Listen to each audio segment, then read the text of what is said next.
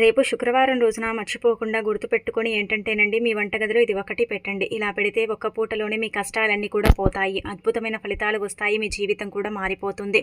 మీరు పట్టిందల్లా బంగారం అవుతుందని చెప్పొచ్చు. వంటగదిలో ఇది పెట్టడం వల్ల ఇంటి పరంగా ఉండే అనేక రకాల ఇబ్బందుల నుంచి మీరు బయటపడతారు. ఆర్థిక పరిస్థితులు కూడా మెరుగుపడతాయి. అన్ని విధాలుగా కూడా బాగా కలిసి వస్తుందన్నమాట. అందుకే శుక్రవారం పూట సాయంత్రం సంధ్యా సమయం తర్వాత అండి వంటగదిలో ఇది పెట్టడం వల్ల ఏమవుతుందంటే, మన ఇంటికి ఉండే గ్రహ దోషాలు కావచ్చు, ఈ దిష్టి, చెడు దిష్టి ఉంటూ ఉంటుంది కదా, దాని నుంచి మనం సఫర్ అవుతూ ఉంటాం కదండి. అది ఎలాగైనా సరే తొలగించుకోవాలనుకుంటారు కదా, అలాంటి వాళ్లకు కూడా ఈ పరిహారం అనేది అనుకూలిస్తుంది అనమాట. ఏం పెట్టాలి, ఎలాంటి నియమాలను ఆచరించాలి శుక్రవారం అనేది తెలుసుకునే ముందు ఒక చిన్న రిక్వెస్ట్ అండి, వీడియోని పూర్తిగా చూడండి, నచ్చితే లైక్ చేయండి, కొత్తగా చూస్తున్నట్టయితే సబ్స్క్రైబ్ చేసుకోండి. ఇక తర్వాత ఏంటంటే కనుక రేపు శుక్రవారం కదా, అయితే శుక్రవారం అనగానే మనకేంటంటే లక్ష్మీదేవికి అంకితం చేయబడే రోజు. ఈ రోజున ఎంత లేనివారైనా సరే అంటే శుచిగా స్నాన కార్యక్రమాలు చేసుకుని లక్ష్మీదేవిని పూజిస్తారు. అంటే దీపం పెట్టడం ఇలాంటివి చేస్తూ ఉంటారు కదా. మరి మీరు కూడా ఏంటంటే కనుక కొన్ని నియమాలను పాటించుకుంటూ లక్ష్మీదేవిని కనుక ఈ విధంగా పూజించుకుంటే మీ సుడి తిరుగుతుందండి, మీ జీవితం మారిపోతుంది. ధనానికి ఆది దేవత లక్ష్మీదేవి కాబట్టి లక్ష్మీదేవి అనుగ్రహం కలగాలంటే మీరు ఉదయాన్నే లేవండి. అయితే శుక్రవారం తెల్లారిన తర్వాత లేవకూడదు, అంటే సూర్యుడు ఉదయించిన తర్వాత లేవకూడదండి.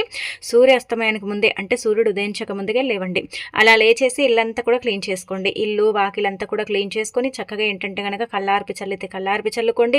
ఇల్లంతా కూడా శుభ్రం చేసుకొని గడపలకు పసుపు రాసి కుంకుమతో బొట్టు పెట్టి వాకిట్లో ముగ్గు పెట్టుకొని ఆ తర్వాత ఏంటంటే ముఖ్యంగా అండి శుచిగా స్నాన కార్యక్రమాలు చేసుకోండి. అయితే శుక్రవారం ప్రత్యేకించి ఏంటంటే కనుక ఆడవారు శరీరానికి పసుపుని పట్టించి స్నానం చేస్తే మంచిదండి. అలాంటి వాళ్ళకి ఏంటంటే కనుక ఆడవాళ్లకు చెప్పాలంటే పర్సనల్గా ప్రాబ్లమ్స్ ఉంటాయి కదా, అవి కూడా రాకుండా ఉంటాయి. స్కిన్ ఎలర్జీ కావచ్చు, అలానే కాకుండా స్కిన్కి ఏదైనా అంటే సంబంధించిన వ్యాధులు కావచ్చు, అవి రాకుండా ఉంటాయి. అలానే కాకుండా లక్ష్మీ కటాక్షం కలుగుతుంది. లక్ష్మీ కటాక్షం కలిగి భర్త సంపాదన పెరుగుతుందని చెప్పొచ్చు.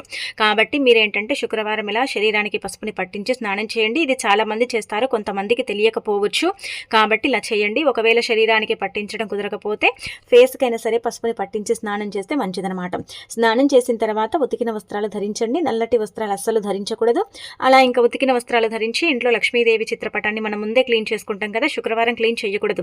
ఆ తర్వాత ఏంటంటే పసుపు కుంకుమతో ఏంటంటే కనుక బొట్టు పెట్టండి. పసుపు కుంకుమతో బొట్టు పెట్టి ఆ తర్వాత మీ దగ్గర ఉండే పుష్పాలతో అలంకరణ చేసి అనంతరం ఏంటంటే దీపారాధన చేయండి. దీపం ఎలా పెట్టినా పర్వాలేదండి, దీపం డైలీ ఎలా పెడతామో అలా కూడా పెట్టొచ్చు. ఆవు నెత్తితో కూడా దీపం పెట్టి మీరు కొబ్బరికాయ కొట్టినా సరిపోతుంది, 2 అరటి పళ్ళు నైవేద్యంగా పెట్టినా సరిపోతుంది, లేదంటే చిన్న బెల్లం ముక్కలు నైవేద్యంగా పెట్టినా సరిపోతుంది. ఇంట్లో పూజ చేసుకుని తులసి మొక్క దగ్గర కూడా ఖచ్చితంగా ఏంటంటే నీళ్లను సమర్పించి దీపం ధూపం చూయించి ఆ తర్వాత ఏంటంటే ఇంకా మన పూజ ఉదయం సాయంత్రం చేసేసుకుంటే సరిపోతుందన్నమాట.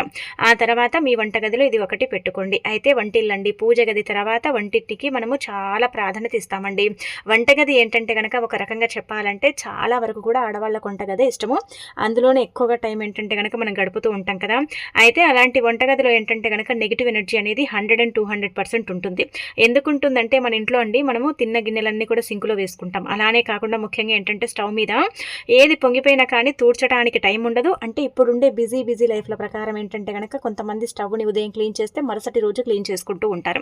కొంతమంది అప్పటికప్పుడు చేసుకుంటారు, కానీ కొంతమంది అలాగే ఉంచుతారు కదా. దానివల్ల కూడా ఏంటంటే కనుక చెడు అనేది ఇంట్లోకి ఆకర్షిస్తుంది. చెడు అనేది ఏంటంటే కనుక ఇంట్లోకి ప్రవేశిస్తుంది.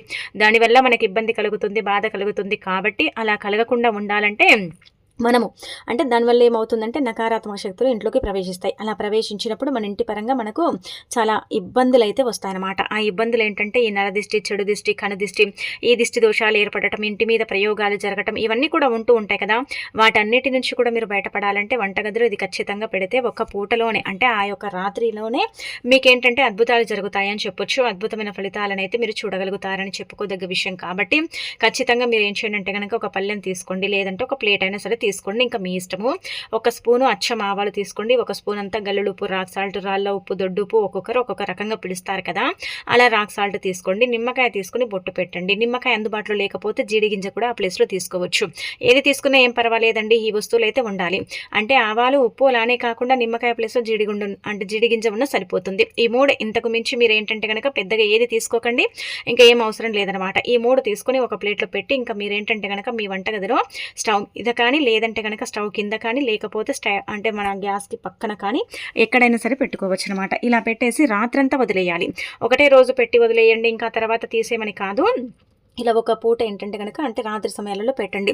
మీ పనులన్నీ కూడా అయిపోయిన తర్వాత ఇంట్లో నుంచి బయటికి వస్తారు కదా! వంటగదిలో నుంచి బయటికి వచ్చిన తర్వాత ఇది పెట్టేసి ఇంక వదిలేసి ఏంటంటే గనక మరుసటి రోజు తీసి ఇదంతా కూడా కవర్‌లో వేసి పారే నీళ్ళల్లో పడేయండి. ఆ తర్వాత మీరే ఏంటంటే గనక మెల్లిమెల్లిగా మార్పుని ఏంటంటే గనక గమనించండి. ఎంత చక్కగా ఫలితం వస్తుంది, ఎంత అద్భుతమైన ఫలితాలను పొందుతారు, మీ జీవితం ఏ విధంగా మారుతుంది, మీ ఇల్లు మీకు ఏ విధంగా అనుకూలిస్తుందనేది తెలిసిపోతుంది. అయితే మన ఇంట్లో చెడుంటే ఏందంటే గనక వంటగదిలో సామాన్లు దబేలుమని పడిపోతాయండి. మనం ఏంటంటే ఉలిక్కి పడతాము. వంట చేస్తుంటే రుచి పచ్చి ఉండదు. అలానే కాకుండా ఇంట్లో ఏం చేసినా కానీ మాడిపోతుంది. ఎంత ఇంట్రెస్ట్ పెట్టి చేసినా కానీ వంట ఏంటంటే గనక చెడిపోతుంది కదా! ఇలా ఎందుకు జరుగుతుందంటే గనక మన ఇంట్లో చెడుంది కాబట్టి ఇలా జరుగుతుందనమాట. మరి అలా జరగకుండా ఉండాలంటే ఈ పరిహారం మీకు పర్ఫెక్ట్‌గా పనిచేస్తుంది. ఇంట్లో ఒకవేళ జ్యేష్ఠాదేవి నివసిస్తున్నా సరే, జ్యేష్ఠాదేవి ఇల్లు విడిచి వెళ్ళటానికి కూడా అవకాశం ఉంటుందన్నమాట. అంత శక్తివంతమైన పరిహారం అండి. మరి ఈ విధంగా ఆచరించుకోండి. కానీ ఎవరికీ చెప్పకుండా చేసేసుకొని చక్కగా తీసుకెళ్ళి బయట పడేస్తే సరిపోతుంది. 1కి 2 వారాలు చేసుకోండి, మంచి జరుగుతుంది. ఆ తర్వాత రేపు శుక్రవారం గుమ్మం దగ్గర ఇది చల్లండి. గుమ్మం దగ్గర ఇది చల్లితే లక్ష్మీదేవి ఏంటంటే గనక ₹1,00,00,000తో మీ ఇంట్లో అడుగు పెడుతుంది. ఐశ్వర్యం ఇస్తుంది. అలానే కాకుండా ఆర్థిక పరిస్థితులను మెరుగుపరుస్తుంది. ముఖ్యంగా శుక్రవారం చాలా మంది కూడా గుమ్మాల దగ్గర ఇది చల్లుతారు. అంటే లక్ష్మీదేవిని ఇంటికి ఆహ్వానించటానికి, ఆ తల్లి మన ఇంట్లోనే స్థిరంగా ఉండటానికి, మన ఇంట్లో తిష్ట వేసుకుని కూర్చోవటానికి. మన ఇంట్లో ఏంటంటే గనక దైవానుగ్రహం ఉండనే ఉండదు. ఎప్పుడు కూడా ఏంటంటే ఏదో ఒక రకంగా బాధలు, సమస్యలు, ఇబ్బందులు వస్తూ ఉంటాయి. ఏం చేయాలో అర్థం కాదు. మన ఇంట్లో అనారోగ్య సమస్యలు కూడా ఎక్కువగానే ఉంటాయి కదండి. ఒక సమస్య తీరగానే ఇంకొక సమస్య వస్తుంది. ఇంట్లో ఏంటంటే సుఖ సంతోషాలే కరువైపోయాయండి, అస్సలు ఇల్లు మాకు అనుకూలించట్లేదండి అని బాధపడతారు కదా! అలాంటి వాళ్ళు గుమ్మం దగ్గర ఇది చల్లితే మంచి జరుగుతుంది. మంచి ఫలితాలు కూడా ఉంటాయన్నమాట. గుమ్మము సాక్షాత్తు లక్ష్మీదేవి రూపంగా భావిస్తారు కాబట్టి గుమ్మం దగ్గర ఇది చల్లటం వల్ల మంచి చేకూరుతుందండి. అలానే కాకుండా ఏంటంటే అద్భుతమైన ఫలితాలను కూడా మనం చూడగలుగుతామని చెప్పొచ్చు. అందుకే మీ ఇంటి గుమ్మం దగ్గర ఖచ్చితంగా ఇది చల్లండి. ఏమీ లేదండి, ఈజీగా చెప్పాలంటే కనుక మన ఇంటి గుమ్మము చాలా చాలా పవిత్రమైనదండి.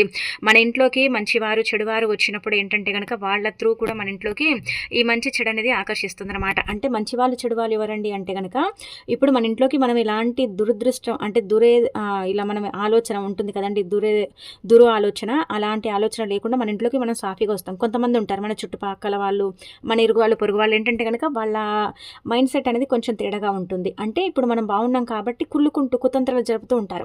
అలా ఏంటంటే కనుక తిట్టుకుంటూ కూడా ఇంట్లోకి వస్తారు. కొంతమంది ఏంటంటే కనుక బాగుండు మాట్లాడుకుంటూ ఇంట్లోకి వస్తారు. వాళ్ళలో ఏంటంటే కనుక దురదృష్టం అనేది ఉంటుంది కదండి. అంటే చాలా వరకు కూడా చెడు ఉంటుంది కదా, అది కూడా మన ఇంట్లోకి నెగిటివిటీగా వస్తుందన్నమాట.